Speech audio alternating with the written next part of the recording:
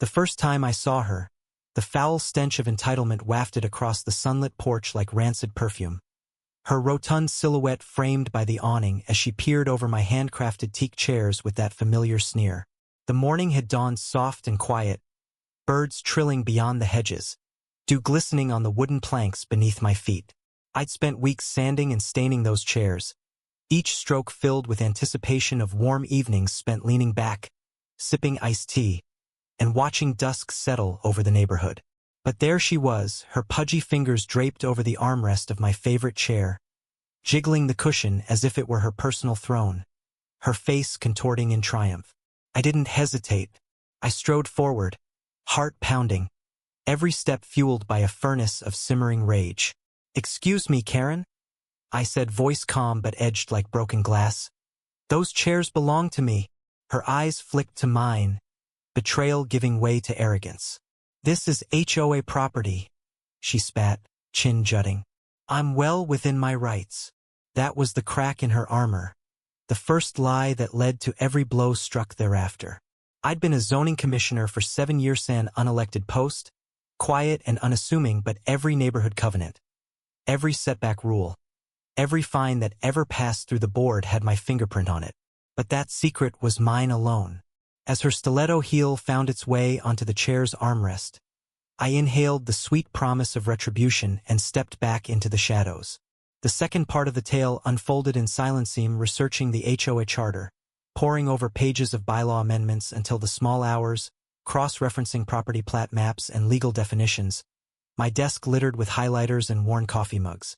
I discovered Clause 14.2b, an obscure amendment from 2010 that stripped the HOA of any claim on freestanding outdoor furniture unless linked to the common grounds, a clause nobody had noticed or challenged in 15 years. The truth glowed like embers in the drafty kitchen as I realized her every boast was a castle built on quicksand. The following afternoon, I donned a crisp white shirt and slacks, an innocuous disguise, and strolled down the street to her spotless picket fence. She greeted me with a smug wave and that same puckered sneer, arms crossed across her voluminous frame. "Here to apologize?" she asked, voice dripping with condescension. I only smiled and handed her a single page of photocopied bylaws, each highlighted passage a dagger twisting in her gut. "Read this," I said quietly, watching comprehension bloom into horror across her face. Rather than admitting defeat, she pivoted, fumbled for her phone, and dialed 911, fingers shaking as she spoke into the device, eyes darting back to mine as if hunting for reinforcement in my silent facade. The dispatcher's murmur crackled through the speaker, and she was certain help was on the way. But minutes later, the shrill wail of sirens rang down the block, and not from the street no squad car appeared. Instead, a black SUV rolled up, tinted windows sliding down to reveal a uniformed officer and a clipboard-bearing official who introduced himself in a measured tone. "Commissioner Hayes, I'd recognize you anywhere." The color drained from her cheeks beneath the grease paint of self-assurance. I stepped forward, offered a handshake. "Good afternoon, officer." "Commissioner." She swallowed, glancing from the badge on his chest to the silver pin at my lapel. "Too called because he's trespassing," she stuttered, voice cracking. The officer raised an eyebrow, leafing through her frantic notes. "These are your backyard chairs?" I motioned to the porch, the teak gleaming in the afternoon sun. "Yes," she whimpered, "but they're mine." "Actually," I interjected, "they're his private property, protected under Section 14.2b. The officer nodded, clipped her note to his clipboard. "I'm afraid there's nothing to investigate." In that moment, her facade shattered. The final act of confrontation played out in a blur, neighbors gathering on their lawns, snapping photos with phones, whispers turning to laughter as she tried to reclaim a shred of dignity. I felt a pang of sympathy watching her retrace her steps back into the house, shoulders slumped, breaths ragged. But it was too late. The last straw snapped when the HOA board president herself appeared, summoned by the commotion, and placed a certified letter in Karen's trembling hands. Notice of her own violation for unauthorized use of common and private property, and an immediate $500 fine, with instructions to attend the next board meeting or face further penalties. As the door closed behind her, the collective relief of the street lifted like a weight off my shoulders. The air felt fresher, the sun brighter, as if the world had reset itself. Neighbors approached, thanking me, offering iced lemonade, patting me on the back.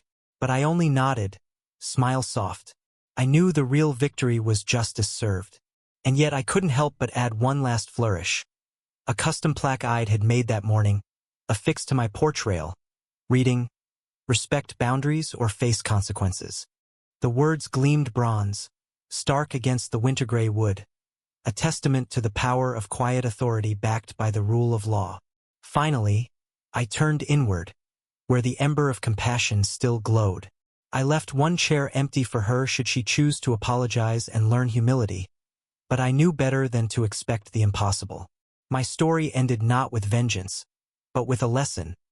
When entitlement meets expertise, justice always wins. Now I want to hear from you. What would you have done differently? Share your thoughts, right or wrong.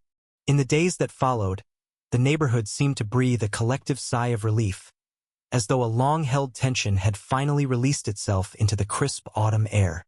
Neighbors began to wave at me with genuine warmth rather than nervous suspicion, and children played tag across the sidewalks without pause, their laughter echoing where only hushed tones had once dared to tread. But beneath this surface calm, my mind churned with questions that only time and patience could answer. Each morning, I stepped out onto my porch, traced the grain of the plaque with my fingertips, and found myself wondering whether justice had truly taken root or if entitlement would one day rear its head again. I wanted more than a hollow victory. I wanted the kind of understanding that mends fences both literal and figurative and fosters respect where none existed before. Late one evening, as amber streetlights flickered on and cast long shadows across the sidewalk, I noticed movement at the edge of my yard. A slender figure stood by the hedge, her silhouette tense, as though making up her mind whether to retreat or step forward. It was Karen's daughter, Melanie, the quiet teenager I'd once glimpsed through the window, eyes hollow with exasperation at her mother's antics. She hesitated, then approached, voice barely above a whisper. "Mr. Hayes?" she asked, glancing behind her as though expecting her mother to burst out at any moment. "I just wanted to say I'm sorry for all this." In that moment, I saw in her the strain that comes from living under someone else's rage, the kind of pressure that warps family bonds. I realized that to heal this community, I had to look beyond bylaws and fines. I had to extend an olive branch, not a yoke of punishment. "Thank you, Melanie," I said, crouching to meet her gaze. "I appreciate that more than you know. You're always welcome here." We talked until the moon hung low, trading stories about our favorite books and the strange solace of tending a garden. She told me how her mother's obsession with control had driven her to hate the very house she lived in, and how she dreamed of a day when she could reclaim her own sense of home. When she finally slipped away, I thought of how easily resentment can poison not just property lines but hearts. The next morning, I made my way to the HOA meeting, not as a commissioner wielding authority but as a neighbor seeking reconciliation. The boardroom was jammed with residents, their eyes darting between me and Karen, who sat at the far end with arms folded and cheeks flushed, still bruised by embarrassment. I suspected, but also tinged with curiosity. I cleared my throat and spoke plainly. "I know our dispute has become the talk of the street, but I believe we can transform this incident into an opportunity to strengthen our community." A few heads nodded. Some exchanged skeptical glances. I outlined a simple proposal. Regular neighborhood gatherings where concerns could be aired before turning into conflicts, an annual review of bylaws to ensure clarity and fairness, and a volunteer committee open to all that would help mediate disputes over property and personal space. When I finished, silence fell like a heavy curtain. Then a hand went up Karen's. Her voice, when she spoke, was tight with humility I hadn't heard before. "I am sorry for overstepping," she began, eyes fixed on her trembling hands. "I let rules and pride blind me to the fact that we're all just neighbors trying to live in peace." There was something startling in that admission, as if watching a fortress dismantle itself from the inside. The board president looked at me for guidance. I met her gaze and gave a small nod.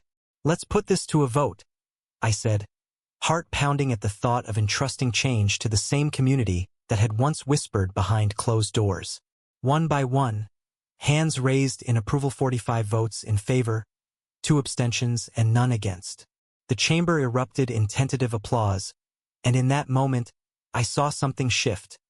Entitlement had been humbled by the power of shared responsibility. Over the following weeks, the volunteer committee convened in living rooms and coffee shops, hammering out guidelines that balanced individual freedom with collective respect.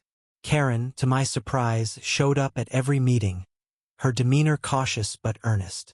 She even brought snacks, homemade cookies that she apologized for perhaps having overbaked, each chocolate chip a silent peace offering. Watching her interact with other residents, I saw the transformation that can occur when accountability meets empathy. But the real turning point came when the spring rain began to fall and the committee organized a street cleanup day. As neighbors swept sidewalks and planted bulbs along the curbs, the air buzzed with camaraderie rather than gossip. Children painted signs declaring our street, our home. And at the center of it all stood Karen, handing out trash bags as though forging a new identity, one rooted in service rather than dominance. My heart swelled at the sight, reminding me that no matter how deep entitlement runs, the human capacity for growth can be even deeper. Yet beneath every flowerbed we nurtured, I never forgot the chair incident that sparked this change. One Saturday afternoon, I invited Melanie to help me refurbish a second set of porch chairs for the annual neighborhood gathering.